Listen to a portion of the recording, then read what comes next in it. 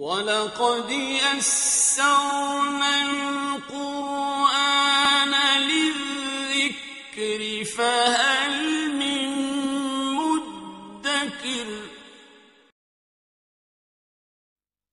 اعوذ باللہ من الشیطان الرجیم بسم اللہ الرحمن الرحیم وَلَوْ نَشَاءُ لَأَرَيْنَاكَهُمْ، اور اگر ہم چاہیں تو اے نبی آپ کو دکھا دیں کہ یہ ہیں وہ لوگ، فَلَعَرَفْتَهُمْ بِسِيمَاهُمْ، آپ ان کے چہروں سے انہیں خود ہی پہچان لیں گے۔ ظاہر بات ہے کہ ایک صادق الایمان شخص کا چہرہ اور ایک منافق کا چہرہ، انسان کے قلب کی کیفیت جو ہوتی ہے وہ تو چہرے کے اوپر جو ہے، face is the index of mind, ذہنی کیفیت جو ہے، قلب کی کیفیت جو ہے وہ چہرے پر ہوتی ہے۔ فَلَعَرَفْتَهُمْ، تو آپ پہچان ہی چکے ہیں انہیں ان کے چہروں سے، وَلَتَعْرِفَنَّهُمْ فِي لَحْنِ الْقَوْلِ، اور مزید آپ پہچان لیں گے انہیں ان کی گفتگو کے ڈھب سے، انداز سے۔ گفتگو میں بھی ظاہر بات ہے کچھ چاپلوسی کریں گے، کچھ ہیر پھیر ڈالیں گے۔ ایک مخلص آدمی کی گفتگو اور ایک اس طرح کے شخص کی گفتگو زمین و آسمان کا فرق ہوتا ہے۔ وَاللَّهُ يَعْلَمُ أَعْمَالَكُمْ، اللہ تمہارے اعمال کو خوب جانتا ہے۔ وَلَنَبْلُوَنَّكُمْ حَتَّى نَعْلَمَ الْمُجَاهِدِينَ مِنكُمْ وَالصَّابِرِينَ، اور ہم تو لازماً آزمائیں گے تمہیں، یہاں تک کہ ہم، ترجمہ تو ہوگا ہم معلوم کر لیں، ہمیں علم ہو جائے۔ لیکن چونکہ اہل سنت کا عقیدہ یہ ہے کہ اللہ کا علم تو قدیم ہے، تو یہاں ہم اس کی ترجمانی کرتے ہوئے کہتے ہیں ہم ظاہر کر دیں گے اس کو، تاکہ سب کے علم میں آ جائے، سب دیکھ لیں۔ ہم آزمائیں گے تمہیں یہاں تک کہ سب دیکھ لیں کہ مجاہدین کون ہیں تم میں سے، حتیٰ نعلم المجاہدین منکم والصابرین، اور وہ جو صبر کرنے والے ہیں۔ وَنَبْلُوَ أَخْبَارَكُمْ، اور ہم تمہارے سارے حالات کی پوری طریقے سے تحقیق کر لیں۔ یہ تقریباً سمجھیے کہ وہ آیت جو آئی تھی سورہ بقرہ میں، وَلَنَبْلُوَنَّكُمْ بِشَيْءٍ مِّنَ الْخَوْفِ وَالْجُوعِ وَنَقْصٍ مِّنَ الْأَمْوَالِ وَالْأَنفُسِ وَالثَّمَرَاتِ۔ ابھی وہاں چونکہ قتال کا حکم نہیں آیا تھا، اس لیے وہاں پر ابھی جنگ کا تذکرہ نہیں تھا۔ یہ تو تھا کہ ہم تمہیں آزمائیں گے بھوک سے اور جان اور مال کے نقصان سے اور ثمرات کے ضیاع سے، لیکن یہاں اسی آیت کو ایک ایکسٹینشن سمجھیے، وَلَنَبْلُوَنَّكُمْ حَتَّى نَعْلَمَ الْمُجَاهِدِينَ مِنكُمْ وَالصَّابِرِينَ، تاکہ ہم دیکھ لیں کون ہیں وہ جو واقعتاً جہاد کرنے والے ہیں، صبر کرنے والے ہیں، اور ان کی پوری طرح جانچ پرکھ کر لیں۔ ان الذين كفروا وصدوا عن سبيل الله وشاقوا الرسول من بعد ما تبين له الهدى لن يضروا الله شيئا، یقیناً وہ لوگ جنہوں نے کفر کیا اور جو روکتے رہے لوگوں کو بھی اللہ کے راستے سے، اور اللہ کی اور اس کے رسول کی مخالفت میں سرگرم رہے، زدہ میں پڑ گئے، من بعد ما تبين لهم الهدى، اس کے بعد کہ ان کے لیے ہدایت واضح ہو چکی تھی، لن يضروا الله شيئا، وہ اللہ کا کچھ نہیں بگاڑ سکیں گے۔ وسيحبط اعمالهم، اللہ تعالیٰ ان کے اعمال کو بھی حبط کر دے گا۔ یعنی اس پہلے ذکر تھا منافقین کا، اب یہاں کفار مکہ کا ذکر ہے۔ ان کے اعمال کیا تھے؟ وہی حاجیوں کی خدمت کرتے تھے۔ اجعلتم سقایۃ الحاج وعمارۃ المسجد الحرام کمن آمن باللہ والیوم الآخر، اور یہ کہ بہرحال اور بھی کچھ دے، کسی نے کھانا کھلا دیا، کسی کو کچھ اور کر دیا، اور پھر یہ کہ جو کچھ انہوں نے جد و جہد کی ہے، انہوں نے بھی مال خرچ کیے ہیں، جنگیں کی ہیں۔ بدر میں آئے تھے تبھی تو بہت سے لوگوں نے، کفار نے انفاق کیا تھا، تبھی تو ساز و سامان تیار ہوا تھا۔ 900 اونٹ لے کر نکلے تھے، روزانہ ایک دن 10، ایک دن 9 اونٹ تو ذبح ہو رہے تھے وہ فوج کو جو کھانا کھلانے کے لیے، تو آخر لوگوں نے کنٹریبیوٹ کیا تھا، تو یہ سارے اعمال ان کے اکارت چلے گئے۔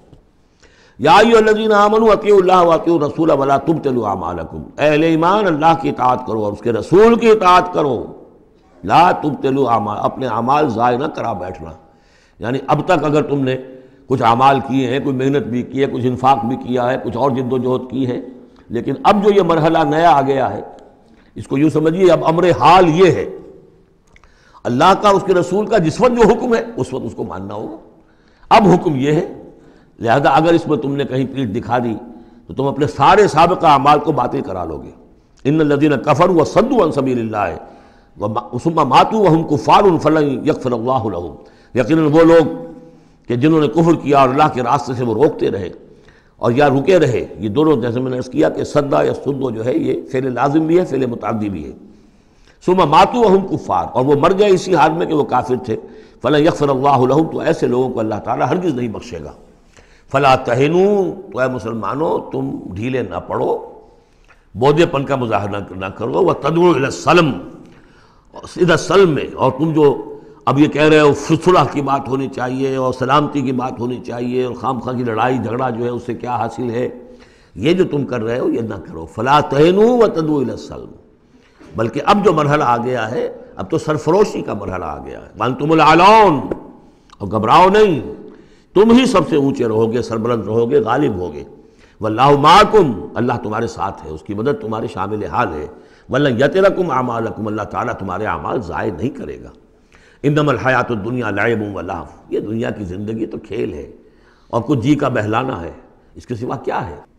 آخرت کے مقابلے میں تو یہ دھوکے کا سامان ہے، دھوکے کی ٹٹی ہے. وما الحیات الدنیا الا متاع الغرور وَإِن تُؤْمِنُوا وَتَتَّقُوا يُؤْتِكُمْ أُجُورَكُمْ، اگر تم ایمان لاؤ، ایمان پر قائم رہو اور اپنے رب کا تقوی اختیار کیے رکھو، اللہ تعالیٰ تمہیں دے گا تمہارے بدلے، تمہارے اجر. وَلَا يَسْأَلْكُمْ أَمْوَالَكُمْ، اور وہ تم سے تمہارے مال نہیں مانگتا. مطلب یہ کہ سارے مال نہیں مانگتا یا تم سے زبردستی مال نہیں مانگتا. دیکھیے دونوں چیز ذہن میں رکھیے. اللہ مال تو مانگتا ہے. مَنْ ذَا الَّذِي يُقْرِضُ اللَّهَ قَرْضًا حَسَنًا، کون ہے جو اللہ کو قرض حسنہ دیتا ہے؟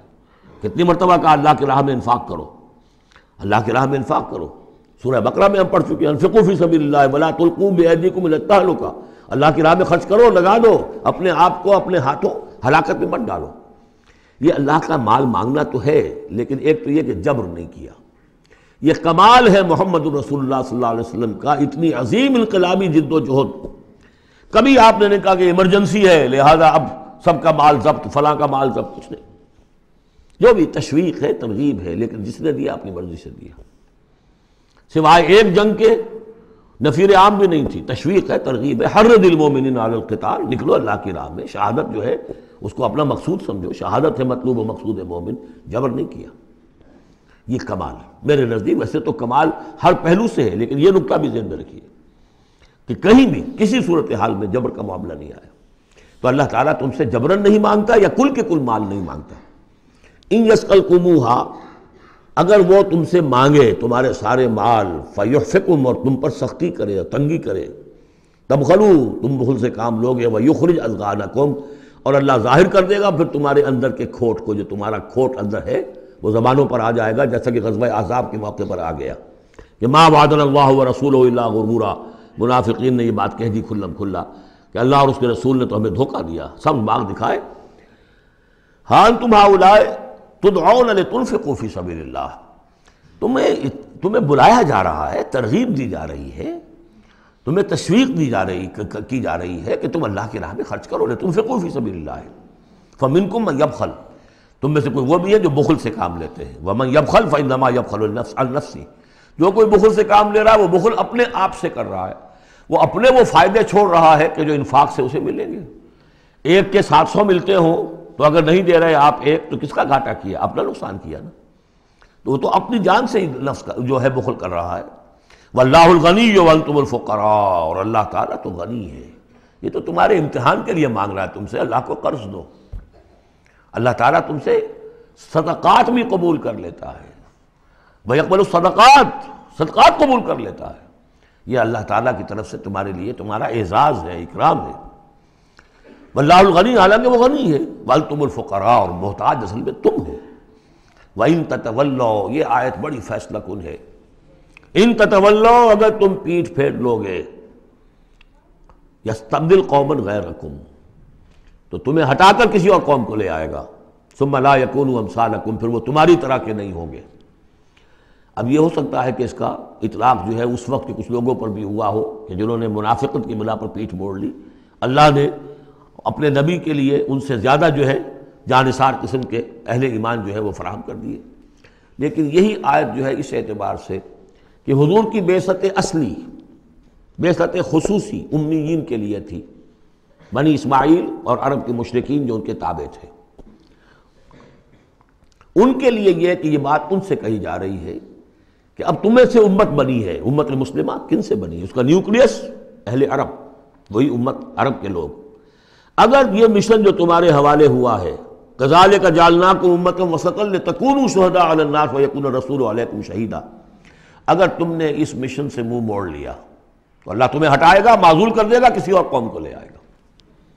چنانچہ میرے نزدیک اس آیت کا ظہور ہوا ہے بتمام و کمال 13ویں صدی عیسوی میں، جبکہ اللہ تعالیٰ نے عربوں کو امت مسلمہ کی قیادت سے معزول کر دیا. 1258 عیسوی میں سقوط بغداد ہوا. ہلاکو کے ہاتھوں جو مسلمانوں پر تاتاریوں کے ہاتھوں بیتی ہے، کروڑوں مسلمان قتل ہوئے اس وقت، معمولی نہیں۔ اور آخری خلیفہ بنو عباس کا، اس کو کھینچ کر محل سے گھسیٹ کر باہر نکالا گیا، جانور کی ایک کھال میں لپیٹ کر تاتاریوں نے اپنے گھوڑوں کے سموں تلے اسے کچل دیا۔ وہ گویا کہ عربوں کا معزول ہونا تھا امت مسلمہ کی قیادت سے۔ اس کے بعد کچھ عرصہ گزرا ہے، لیکن پھر اللہ نے وہ ایک معجزہ دکھایا کہ انہی تاتاریوں میں سے کتنی قومیں ایمان لے آئیں۔ ہے آیا فتنہ تاتار کے افسانے سے، پاسباں مل گئے کعبے کو صنم خانے سے۔ پھر وہی تاتاری تھے جن میں سے ترکان تیموری نکل آئے، ترکان صفوی نکل آئے، ترکان سلجوقی ان سے بھی پہلے آ چکے تھے، اور ترکان عثمانی، پھر گریٹ آٹومان امپائر، پھر خلافت بھی اللہ نے پھر وہاں منتقل کر دی۔ 400 برس کا خلافت جو ہے وہ بھی ترکان عثمانی کے پاس رہی۔ ان تتولوا یستبدل قوما غیرکم ثم لا یکونوا امثالکم۔